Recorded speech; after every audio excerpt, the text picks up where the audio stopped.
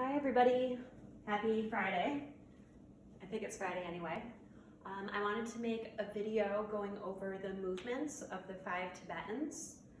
These are movements originally practiced by Tibetan monks that promote movement of different systems within the body.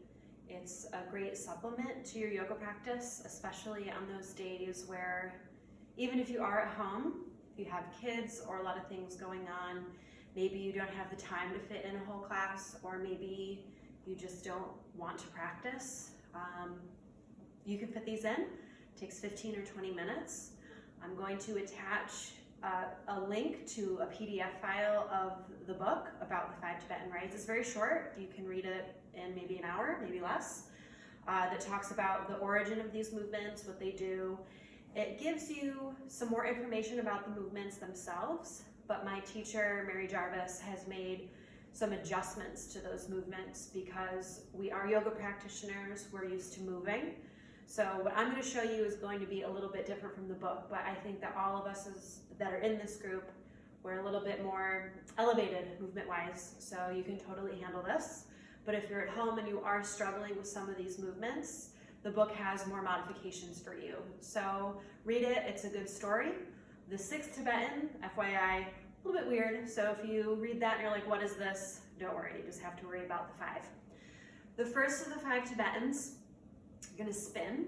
You start by standing up, you bring your arms out to the side, and you're going to turn to the right. In the book, you work up to spinning around 21 times. When Mary has us do these exercises, we work in a sequence of either 11 reps or 22. It's just a higher vibrational number. So 22 is what we shoot for. Again, 11 is a good goal. Just start slow. To spin, you'll move to the right.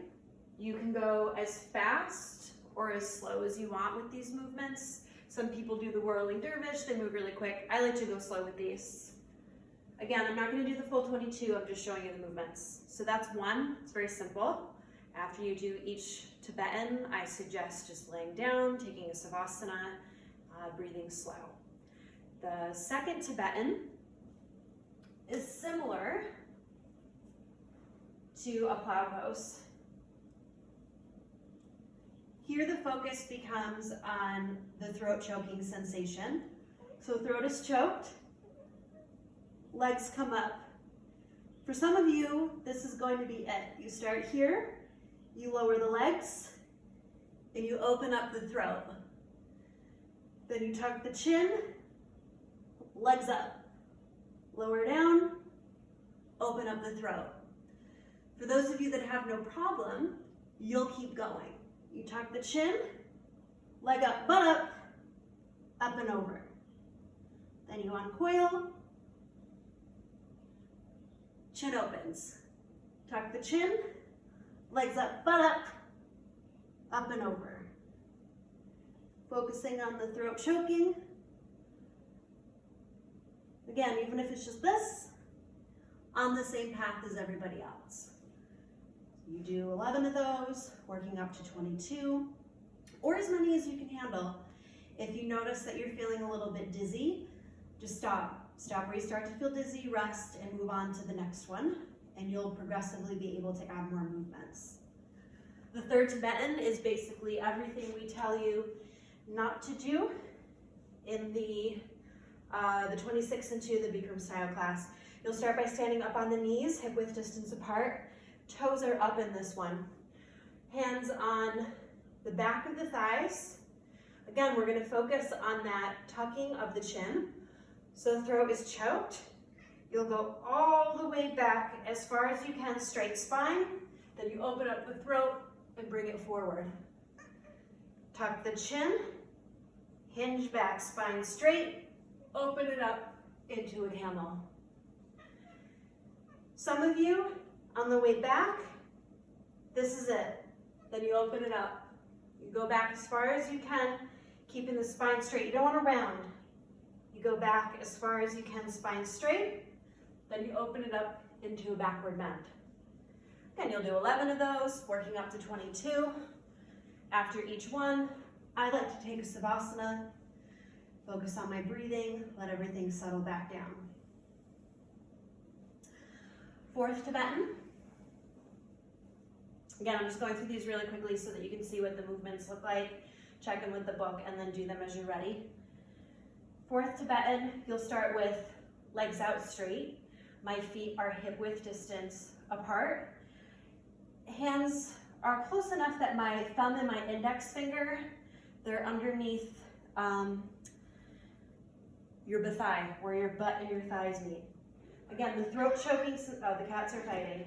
You guys, thank you. Okay, so you'll start by tucking the chin, hips up. Once you're up, chin untucks. In time, you'll be able to lift the hips up higher. To come out, tuck the chin, swoop it down and through. In time, spine will round so much, butt no longer touches the floor. And you open it back up, open up the throat. Focusing on that throat choking sensation.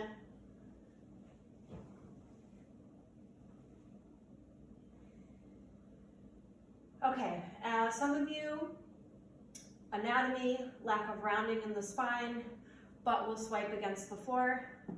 That's okay. The last Tibetan, at first, it appears to just be a basic upward and downward dog, but it's really not. It's a little bit different way of movement. To start, to get the positioning, I like to start in a high cobra, where throat is open, my feet are hip width distance apart.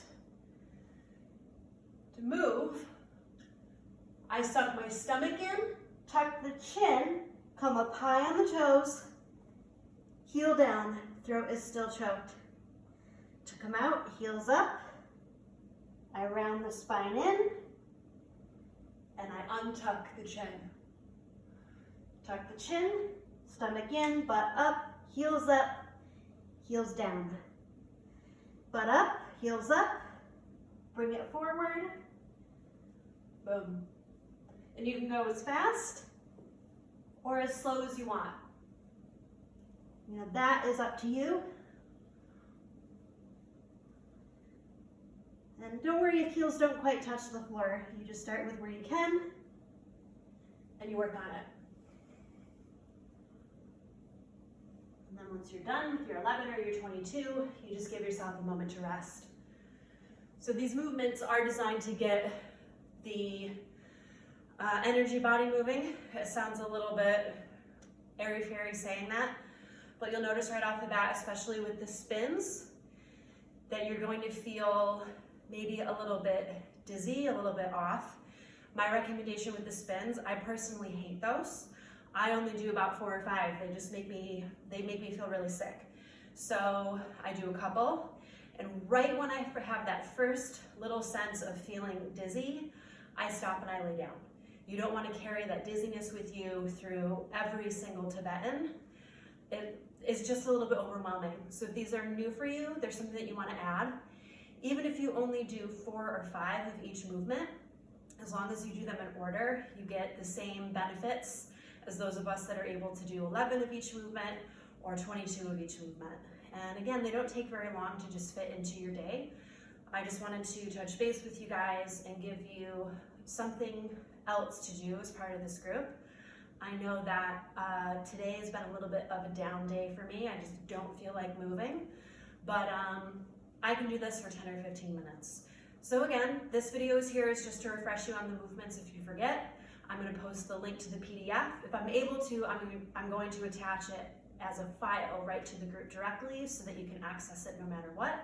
It gives you something to read, something to do, something for us to talk about. So feel free to drop questions in the comment section here or start a post about it on Facebook. This is your opportunity within the group to interact as much as you guys want to. So don't be shy and have a great day.